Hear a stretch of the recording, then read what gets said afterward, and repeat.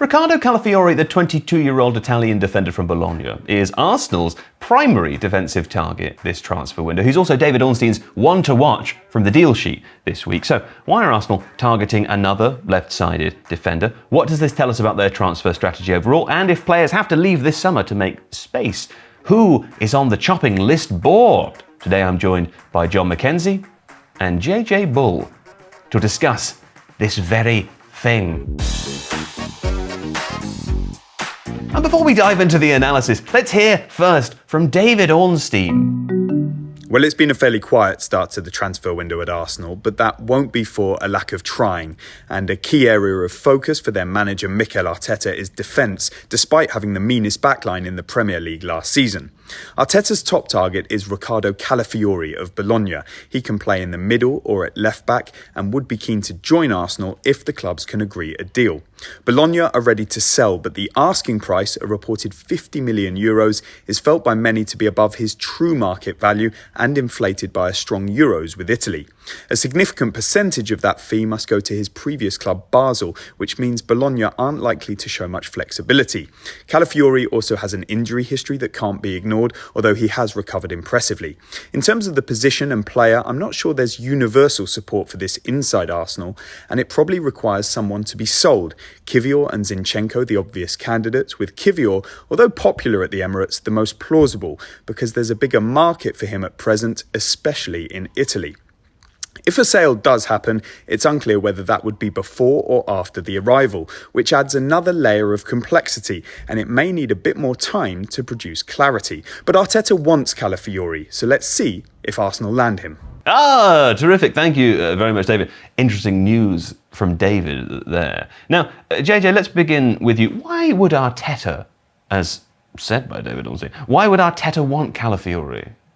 Why would he want him? Why would he want him, yeah? Well, he would want him because he likes the way he plays. And I guess we should look at how Calafiori plays, what kind of player he is. So as you may well know, he's been playing for Italy at the Euros this summer. And he is a centre-back, a left-sided centre-back. But he wasn't always that way. He was mostly a left-back or left wing-back in his youth. He's still young, he's 22. But he's been converted to a left centre-back by Thiago Motta at Bologna.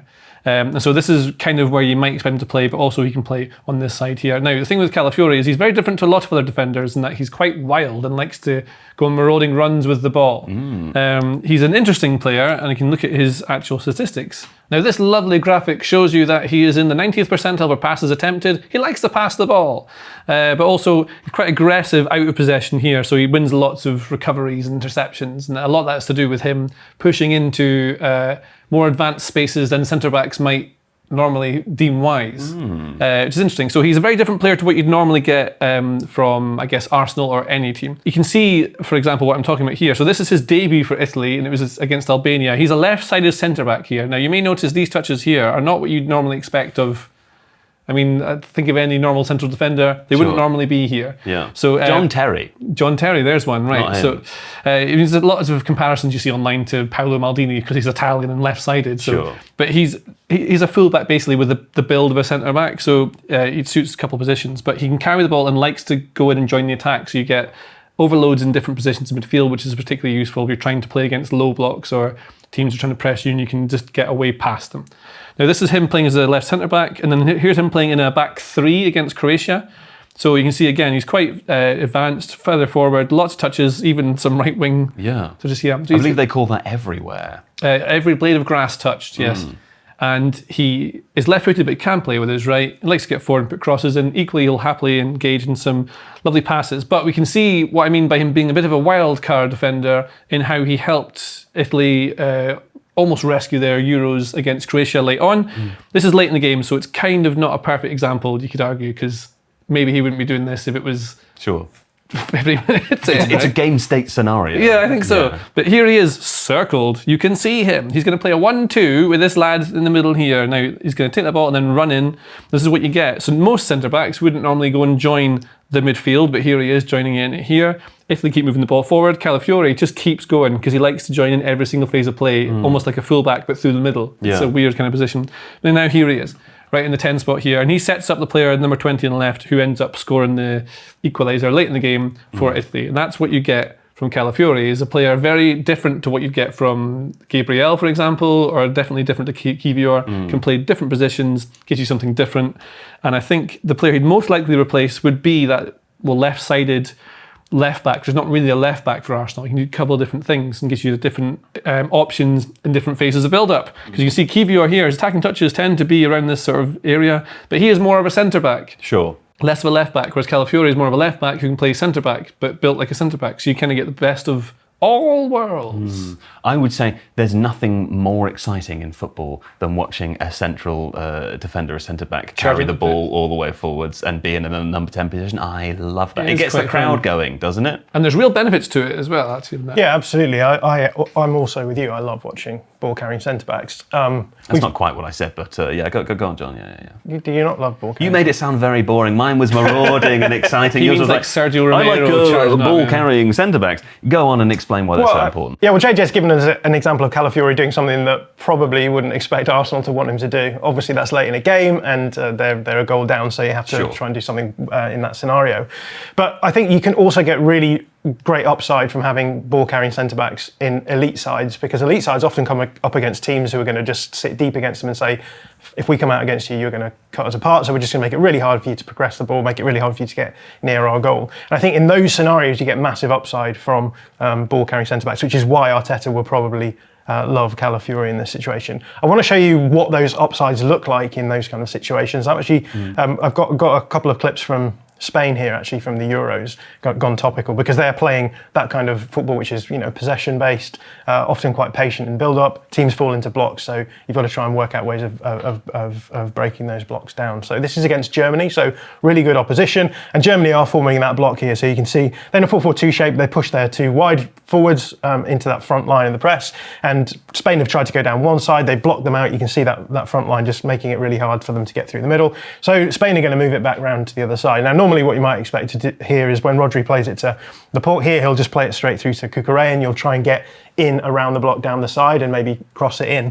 The problem when you do that often is that it does give teams time to actually fall back into their block shape, shift across and make it hard for the goal access for the opposition. But what actually is going to happen here is Laporte is actually going to see that there is space here that he can get into. He can maybe get around this front line of the press and start causing problems, particularly for Leroy Sané, who is he's on the outside here. He has to keep an eye on Cucurella, also has to keep an eye on Laporte. So he's going to receive this ball, step forward, and we can see that here now, the tension that is caused by him actually taking a really aggressive line here from the centre-back position. Sané presumably wants him to pass it to Cucurella straight away. Right? Yeah, exactly, because then that's a trigger for him to move. He knows where to go, and then the idea then will be that Havertz comes across to Laporte, and so if the ball goes back, they're already pressing on that side. But instead, what Laporte does is he gets forward really quickly here and just causes all kinds of problems for Germany, because what he does is he actually gets in behind this first line of the German press. You can see that here. So this is the first line of the German press. He's in behind it.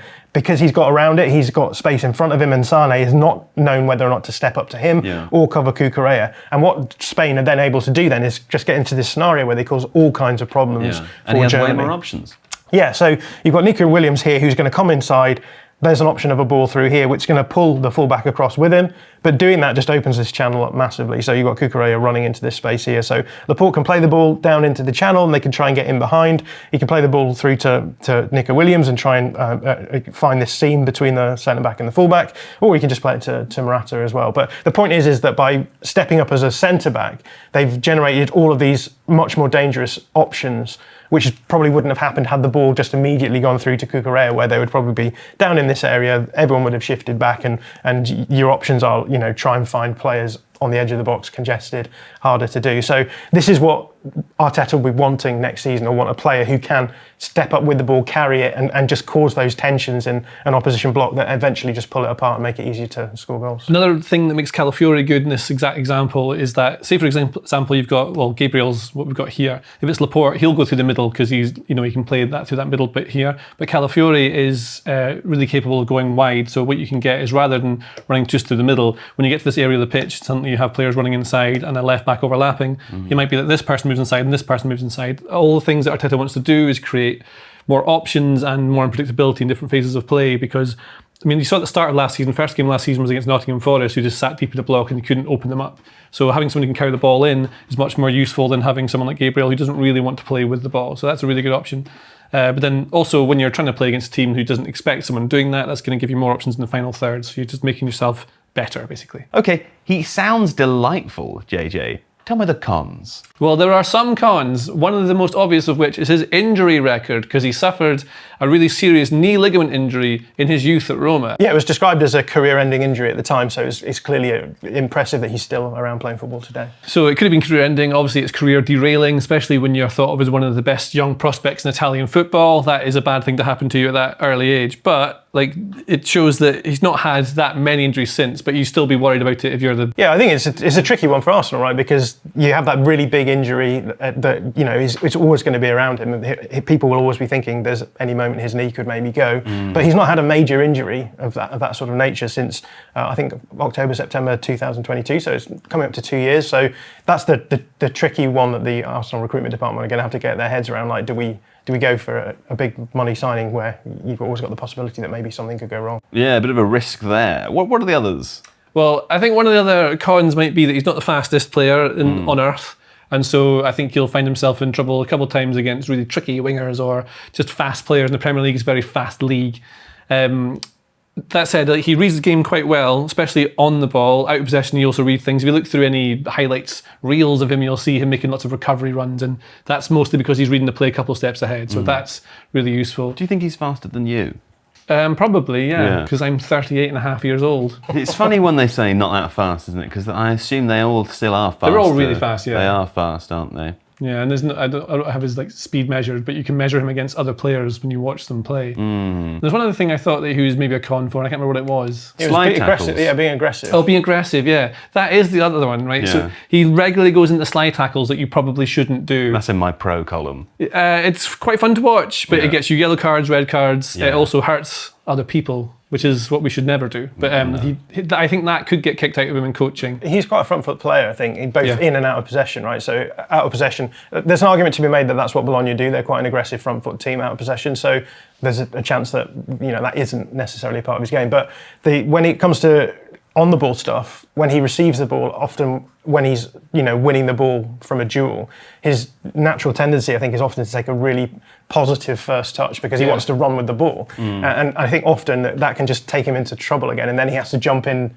again into another duel immediately. So I think there's aspects of that Arteta will probably want to coach out of him. I mean, he sounds terrific as a player, but the thing that comes to mind is left-sided defenders has been an area of focus for Arsenal transfers under Arteta. I mean, I can think of quite a few players who've been brought in and maybe are being phased out of the team. Yeah, I think on the left-hand side they do have a lot of options, but actually a lack of depth probably in the left centre-back role. So they've got Gabriel as the starter and then I guess Kivior backing him up. So I think Calafiori is being brought in to give more depth at that left centre-back spot, but he is also a left-back as well, and there are a whole litany of different players who've come through at the left-back spot under Arteta who haven't really worked out. So Tierney is there, but he just arrives like 3 or 4 months before Arteta arrives. But beyond that, we then have Tavares, who's brought in as a young option, as a development option, and obviously hasn't worked out. But then we've got Tomiyasu, we've got Zinchenko, we've got Timber as well, who obviously hasn't been able to get through injury since he arrived as well. So hard to really judge that one. But it's just a long list of players who Arteta has brought in to play in the left-back spot, but they haven't worked out for whatever reason. So I guess it does raise a question of why left-back has been such a problem area for Arteta. With the caveat that you mentioned before that Tomiyasu was maybe brought in to play right-back, but has featured at left-back, right? Same with Timber as well. These aren't like left-back options, but these are all players who have ended up playing over there because other options haven't worked out. Yeah. I mean, something that you are banging on about constantly, JJ, is what Pep Guardiola does with his players, how players don't play all the time anymore. Do you see something in that here? Yeah, I think Arteta's building the squad based on football not being just a 38 league game season. It is about being able to play 70, 75 games if you're competing in every single competition. And for that, you need multiple players for all your positions, at least 2 per position, really. And you see at Man City, what Pep Guardiola does is he doesn't tend to play every single centre-back every single league game. Maybe 1 or 2 will play most, but the majority of them will play about 24, 25 games in the league per season. So if you have options at every single position, 2 real strong ones, Ben White can play either right back or right centre back. You can have Timber anywhere over the pitch. You've got Zinchenko as a left back option. You've got loads of different options and different styles as well. So it's not just in having players you can drop in and out, but I mean, if you have the options at left back of Calafiori, Timber, or Zinchenko, they're 3 very different players that give you very different solutions on the pitch to whatever problems you're up against. I do think it's worth saying though that one of the criticisms of Arteta has been that he hasn't rotated. If you look at every other position apart from the back line here, pretty much these players are the players that Arteta wants to start and has been criticised. We've got a list of young players on the side here who've just never been played. He didn't know what to do with the left 8 spot. They played, Havertz started out there, Rice has played there. You've got players like Fabio Vieira there, Emil Smith-Rowe, players like that. They don't get any time in that area precisely because Arteta wants to start the players that he trusts. So for me, like that left back spot is less a sort of smart rotation and more he's just never found an option that he's super happy playing there. Well, something that could back up these ideas also is in this week's deal sheet there was a section at the end which players could be leaving was the title. There are a couple mentioned throughout the deal sheet as well. The first few, unsurprising, unrelated to this position: Smith-Rowe, Reece Nelson, Nketiah, Ramsdale. But then there are 4 left-sided defenders on this list. Tierney, obviously, we've heard a lot about that before. Nuno Tavares, we just spoke about recently. Mentioned slightly elsewhere in the deal sheet, not necessarily linked to leaving Zinchenko. All the reference here is that he's got 2 years left on his contract. He's yet to be offered another contract. And Kivior, where the quote is, there is a possibility that Arsenal could cash in, uncertain as to whether it would be related to Calafiori or another defender coming in or not. I can think of why he'd maybe be the one that would go, in that he's a centre back and he's been kind of forced to play at left back, which is not really his position. So, and also he didn't really break into the team ever. He has been a backup. And what Arteta, I'd imagine, wants is someone who is a first choice, constantly fighting for it, rather than definitely being the backup. And so it might suit both parties. Like Kivior can go somewhere probably for a bit of money and play centre back where he wants to play, and his career develops that way, rather than having to play out of position that doesn't suit him. Yeah. And neither side gets the benefits of him. Well, I guess the question for me is obviously, with the exception of Tierney, who arrived before Arteta was the head coach at Arsenal, all of these other left-back, left-sided options arrived during the Arteta years. And it seems as though many of them have come in either not quite worked out, which is understandable because that happens at every club, or like in the case of Zinchenko, for example, came in almost as an emblem for a new Arsenal, played for a season, was a huge part of the team, and then hasn't really been in the team, hasn't featured as much since then. Is this a sign that all is not well in the transfer market in this specific area of the pitch, or is this just something that we should expect from an elite team that's gone from 8th to challenging consistently Man City over the last 2 seasons for that first position? Is it what we should expect? Yeah, I think the confusing thing here is that Arsenal have had a really accelerated development. So it does make it hard to judge their squad building off the back of that, because when you're doing that, I think it's necessary that you are going to bring in some players who are going to be stepping stone players. So you're going to end up then moving them out of the starting 11 when you get better players in those positions.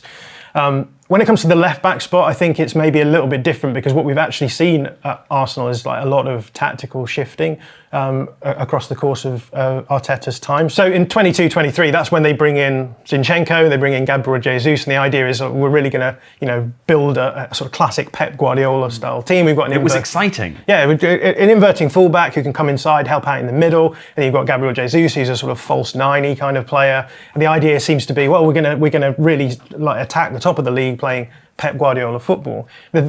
That season obviously goes really well for the first half, and then they drop off in the second half because they lose William Saliba mainly, and it's very obvious how having a defensive frailty like that can actually kibosh your season. So the next season, it seems almost as though Arteta is catalysed into moving in a more defensive direction. So he brings in Declan Rice, brings in Kai Havertz, who we spend a lot of time talking about how good he is out of possession. Obviously he is, but it then feels that the approach that they had in that first season, 22-23, where it's all about fluid build-up and sort of false 9 movements around the front, is then changed for sort of a bit more stodgy in terms of the build-up, and then often throwing Kai Havertz in as a 9 and trying to find him in the box when you're hunting a goal towards the end. So I think there's an argument to be made here that actually what part of what has happened is that Arteta is trying to solve tactical problems in the transfer market, and the problem then is that you end up with sometimes your squad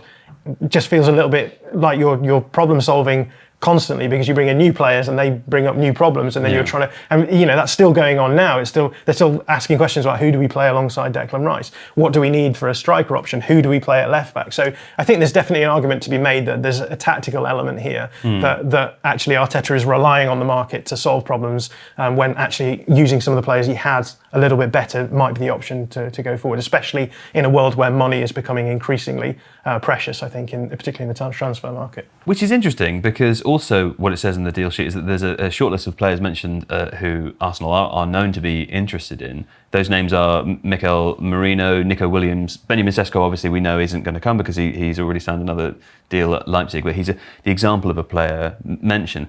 What it reads to me, my interpretation of that is that they're more interested in specific players than they are necessarily for positions, which kind of clashes with what John is saying. What does it tell you about their broader transfer strategy? I see the Calafiori deal as one that makes sense with squad building. Like, he's available at a decent price. They can move other players around to largely cater for that, and he's of the age that suits the squad they're building. He's 22, so they're trying to build a young squad of people who can probably get on with each other. But at the same time, he's also trying to raise the floor of the team. So, like we said, if Kivior is not for him, he needs to make sure he can rely on his defensive options in that part of the pitch. It's tactical as well, so you get that benefit to it, and it's just a deal that sort of works there. But what I think they maybe should be looking at is adding the stardust here and there, because they've got these players who are quite decent, but what they need is someone who make the difference now.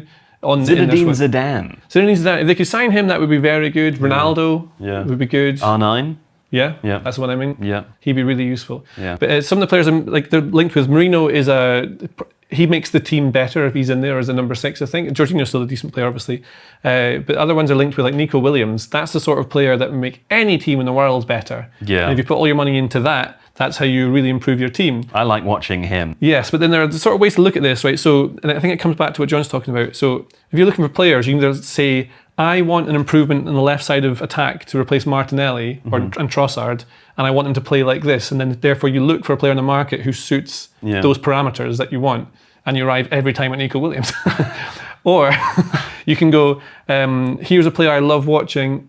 He's the right sort of character for the team. He suits our squad building. He's available at the sort of price we can get in. Yeah. Let's bring them in. It'll improve the entire squad and the team and make us better. Yeah. And you bring them in and work around that. So either you're going for a hard tactical option to fix specifically what you want, or you're going for someone who fits everything within the club and around what you're trying to build. And those are the sort of things we're seeing with Arteta now. I mean, ultimately, it's been successful, right? Whatever he's doing, whatever Arsenal as a club are doing in their approach to transfers, it does cause some technical problems. Some of those problems are solved, some of those aren't.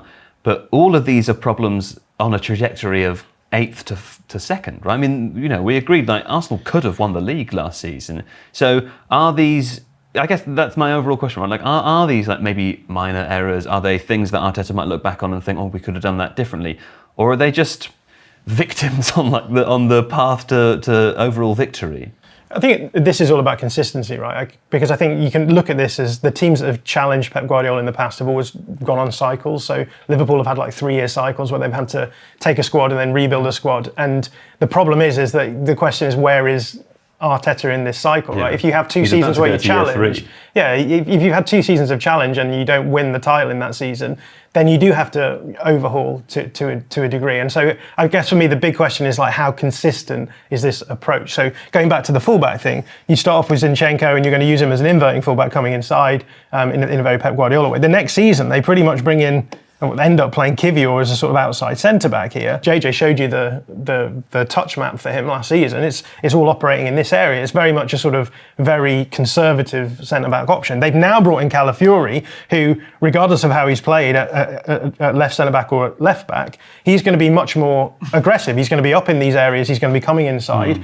That, again, indicates that he's taking a different tactical trajectory. And I think when you approach the squad building the way that JJ is saying, if you're focusing mainly on players available in the market who are going to improve you, the problem is that if those players don't tactically fit you, or if the tactical fit is different every time, you end up with a scenario where it feels like Arteta is constantly in, where it's like, we'll bring in these players and then try and solve the tactical problems, and they create other tactical problems elsewhere. You're talking about Mikel Merino. The big question is 115 million on Declan Rice. Who do you play alongside him? They brought him in to play as a 6, allegedly.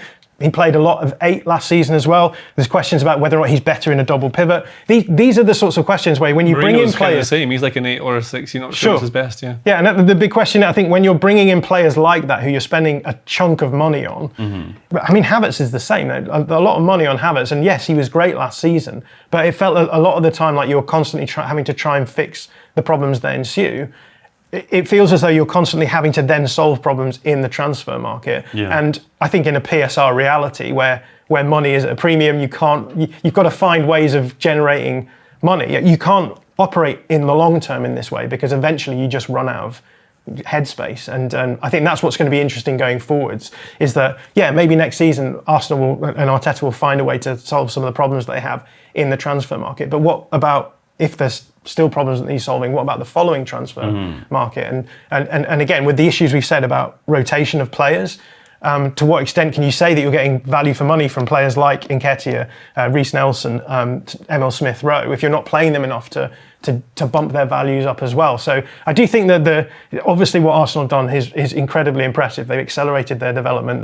They did deserve to win the league last season. But for me, the question is, are they going to be like Liverpool and have these cycles where they sort of have a couple of seasons where they really push Man City all the way and then drop off? Or are they going to be like Man City, who just constantly find ways of regenerating and generating value through, let's face it, good coaching? We can talk about the money side of things all we want, but what you get with Pep Guardiola is consistency pretty much all the way through, so you don't feel like you're getting cycles. And for me, that's the big question. Is Arteta going to be more like Klopp, or is he going to be more like Guardiola?